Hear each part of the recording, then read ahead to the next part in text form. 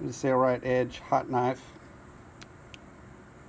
Trigger, and there's the blade.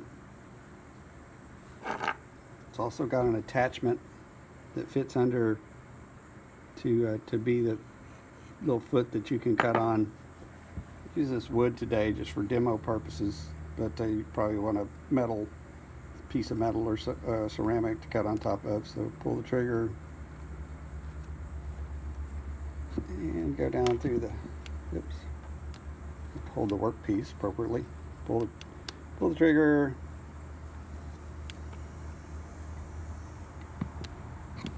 Cut the line, pull the trigger. Cut the line.